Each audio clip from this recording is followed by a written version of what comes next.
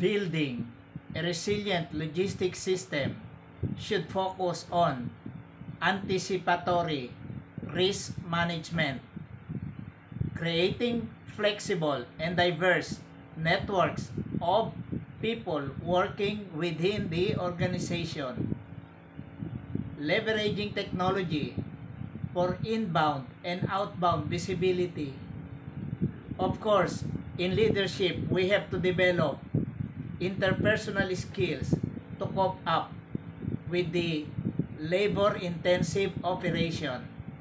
A resilient system can absorb, adapt to, and recover from disruptions, ensuring business continuity and customer satisfaction.